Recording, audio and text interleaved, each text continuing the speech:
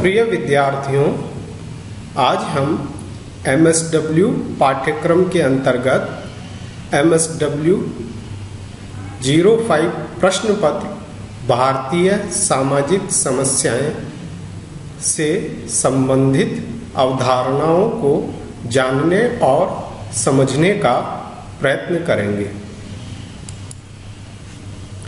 इस खंड के अंतर्गत आप सामाजिक समस्या का अर्थ समझ सकेंगे, सामाजिक समस्या के कारणों एवं विभिन्न प्रकारों को रेखांकित कर सकेंगे, सामाजिक समस्या के प्रभाव को विश्लेषित कर सकेंगे, यह बता सकेंगे कि सामाजिक समस्या के प्रभाव किस किस तरीके से हमें प्रभावित करते हैं।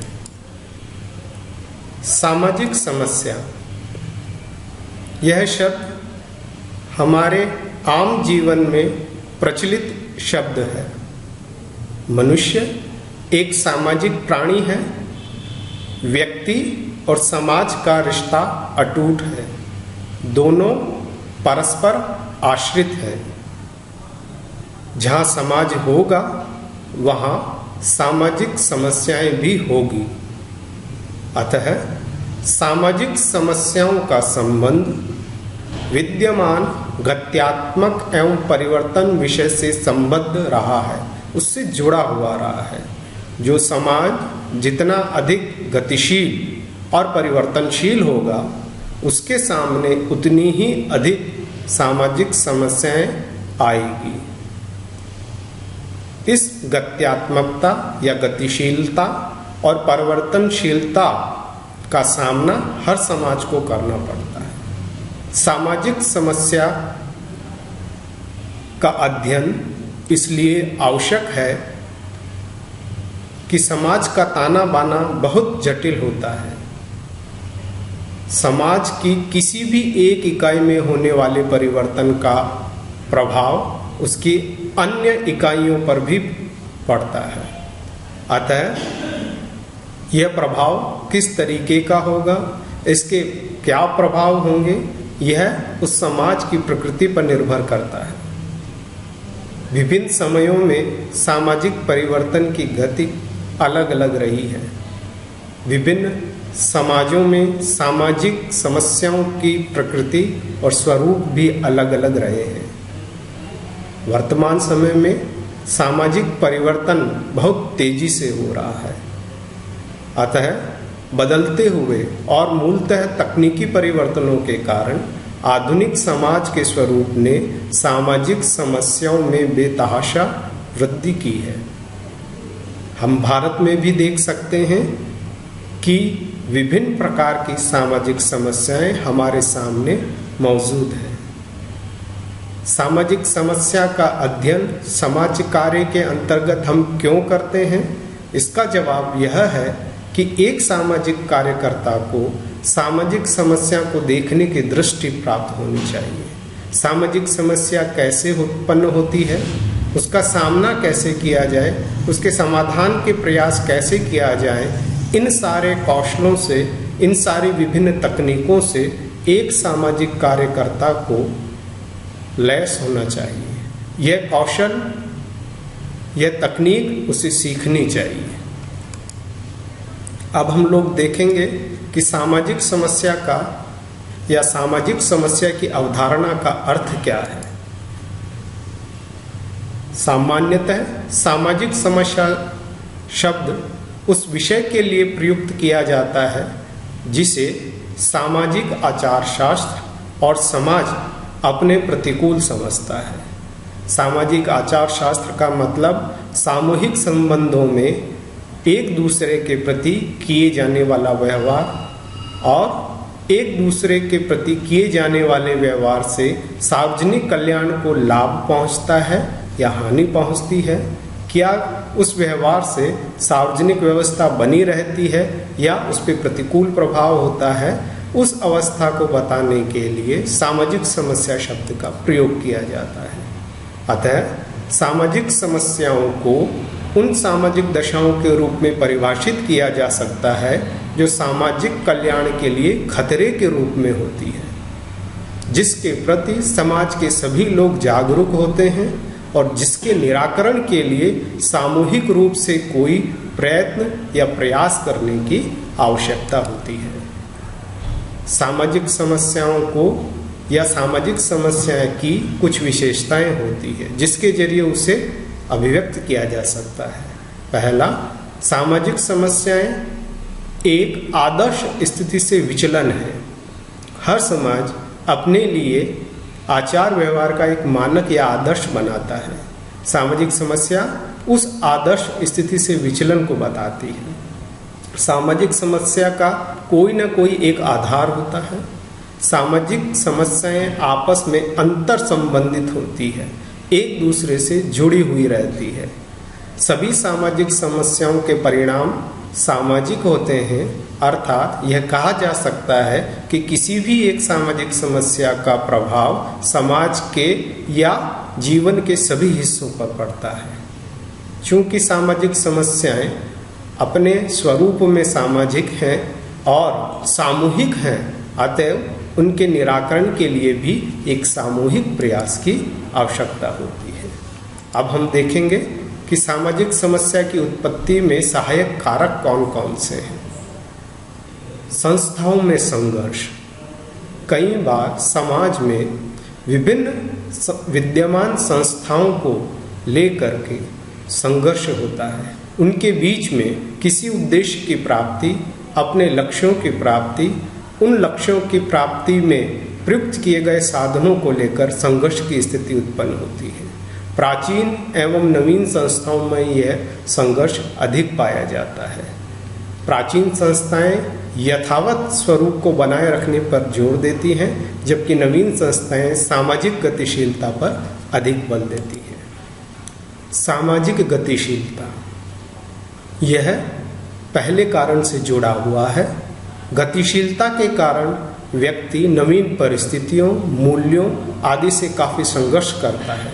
कई बार लोग तंग आकर अवैधानिक, अनैतिक, अस्वीकृत तरीकों द्वारा अपनी परिस्थिति यानी स्टेटस ऊंचा करने का प्रयास करते हैं, जो सामाजिक समस्या का कारक बनता है। व्यक्तिवाद, जैसा हम लोग सभी जानते हैं, वर्तमान समय में व्यक्तिवाद तेजी से बढ़ रहा है। जहां परंपरागत समाजों में सामूहिक जीवन की प्रधानता थी, आज व्यक्तिवाद के अंतर्गत हर व्यक्ति अपने हिसाब से, अपने नियम, अपने कायदे के अनुसार जीना चाहता है, जिसके कारण सामूहिकता का ह्रास हो रहा है। सामाजिक जीवन के द्वारा व्यक्ति के जीवन पर नियंत्रण कम होता जा रहा है। सामाजिक एकता में कमी हो रही है और व्यक्तिवाद के कारण मनचाहा व्यवहार होने लगा है। समाज की जो सामूहिक एकता, सामूहिक भावना है, वो कम होती जा रही है, जिसके कारण सामाजिक समस्या उत्पन्न होती है। व्याधिकीय स्थिति। व्याधिकीय स्थिति दोनों तरीके से हो सकती है, जिसमें एक व्यक्ति व्याधिकीय स्थिति से ग्रस्त होकर असामाजिक व्यवहार कर सकता है या सामाजिक आचार विचार को प्रभावित करने वाला व्यवहार कर सकता है। दूसरा, समाज के अंतर्गत एक समूह भी हो सकता है जो इस तरीके का व्यवहार करे, जो सामाजिक समस्या को उत्पन्न करता हो। अब हम लोग देखेंगे सामाजिक समस्याओं के अध्ययन की विभिन्न पद्धतियां कौन कौन सी है। इन्हें मुख्यतः दो पद्धतियों में बांटा जाता है। एक है गुणात्मक पद्धति और दूसरी है गणनात्मक पद्धति। गुणात्मक पद्धति के अंतर्गत 4 पद्धतियों को विशेष तौर पे शामिल किया जाता है, जिसमें है ऐतिहासिक पद्धति। ऐतिहासिक पद्धति के अंतर्गत किसी भी समाज के क्रमबद्ध विकास को दिखाया जाता है या उसका विश्लेषण किया जाता है। वैयक्तिक अध्ययन पद्धति, केस स्टडी मेथड, इसके अंतर्गत किसी समाज के सदस्यों का अध्ययन किया जाता है और अपना विश्लेषण रखा जाता है। सामुदायिक अध्ययन पद्धति के अंतर्गत किसी विशिष्ट समुदाय, उदाहरण के लिए आदिवासी समुदाय, दलित समुदाय के जीवन से संबंधित विभिन्न समस्याओं का अध्ययन किया जाता है। और आदर्श प्रारूप विश्लेषण पद्धति इसके अंतर्गत किसी समाज के द्वारा प्रयुक्त आदर्श और व्यवहार में किए जा रहे व्यवहार यानी आदर्श व्यवहार और वर्तमान में प्रयुक्त व्यवहार की तुलना की जाती है या उनका विश्लेषण किया जाता है। वहीं दूसरी ओर गणनात्मक पद्धति के अंतर्गत 3 पद्धतियां शामिल की जाती है, जिसमें पहली पद्धति है सामाजिक सर्वेक्षण पद्धति, सोशल सर्वे मेथड जिसको हम लोग बोलते हैं। इसके अंतर्गत समाज का गणनात्मक अध्ययन किया जाता है। दूसरा सांख्यिकीय पद्धति, विभिन्न सांख्यिकीय प्रविधियों के माध्यम से समाज की समस्याओं का अध्ययन किया जाता है। और तीसरा है समाज मिति यानी सोशियोमेट्रिक्स। इस पद्धति के अध्ययन के द्वारा सामाजिक समस्याओं के अध्ययन को प्रोत्साहित किया जाता है। सामाजिक समस्याओं के अध्ययन की ये 2 मूल पद्धतियां हैं। अब हम लोग आगे इस चीज को समझेंगे कि सामाजिक समस्याओं को समझने के लिए, अभिव्यक्त करने के लिए कौन कौन से सैद्धांतिक उपागम हमारी सहायता करते हैं। मुख्यतः हम 5 सैद्धांतिक उपागमों को देख सकते हैं जो सामाजिक समस्याओं को विश्लेषित करने में हमारी सहायता करते हैं।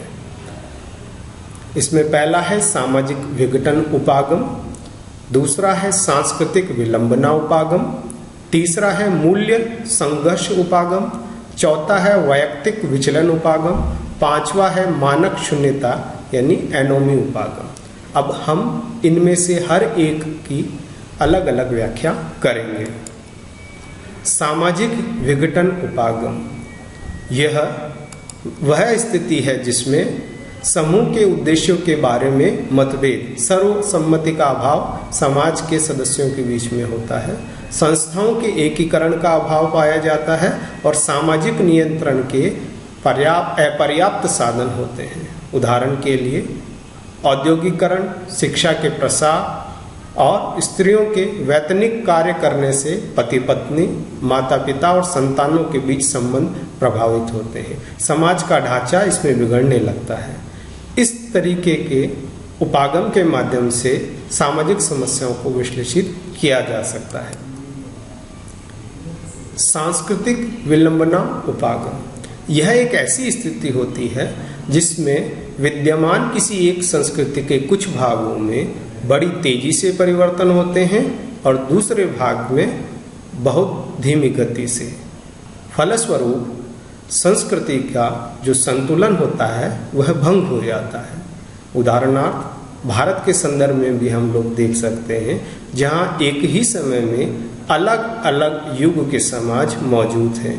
यहाँ एक साथ आदिवासी समाज भी मौजूद है, कृषक समाज भी मौजूद है, सामंतवाद का समाज भी मौजूद है और पूंजीवादी या औद्योगिकरण से युक्त समाज भी मौजूद है। इन विभिन्न समाजों में बदलाव की और परिवर्तन की गति तीव्र रहती है और अलग अलग रहती है।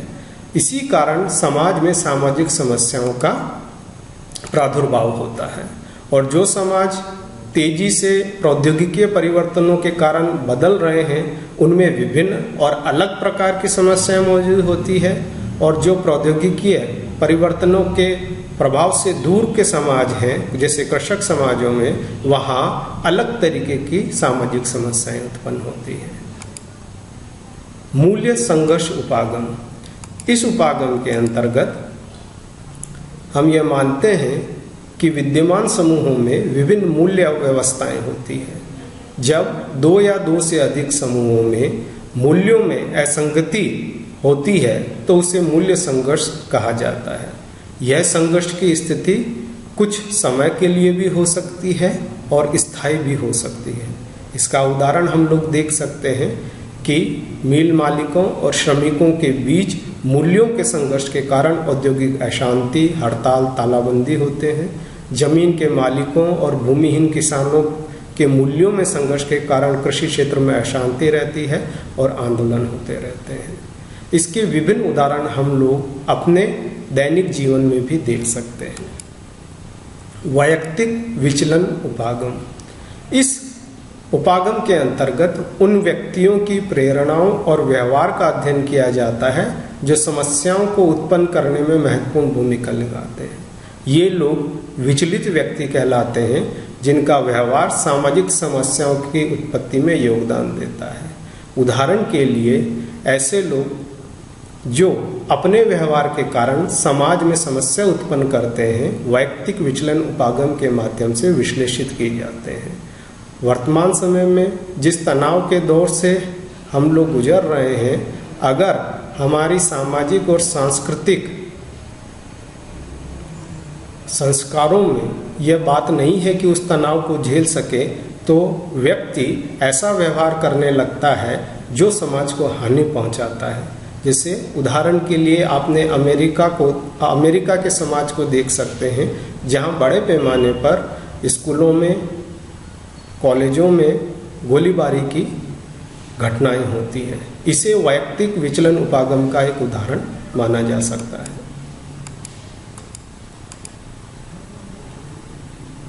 एक अन्य उपागम है जिसे मानक शून्यता एनोमी उपागम कहते हैं। मानक शून्यता उपागम को सर्वप्रथम मर्टन नाम के व्यक्ति ने प्रस्तुत किया। यह एनोमी ऐसी स्थिति है जिसमें समाज अथवा समूह के मापदंड एवं मूल्य तुलनात्मक रूप से दुर्बल या अव्यवस्थित हो जाते हैं। एनोमी की परिकल्पना सर्वप्रथम दुर्खिम ने विभाजन और आत्महत्या को समझने के लिए प्रयुक्त की थी, परंतु बाद में मर्टम नाम के विद्वान ने इसका प्रयोग समाज में सामाजिक एवं सांस्कृतिक संरचनाओं के चलते उत्पन्न विचलित व्यवहार को समझाने के लिए किया। एनोमी दुविधा, असुरक्षा और मानदंडों के होने की स्थिति कहलाई जाती है।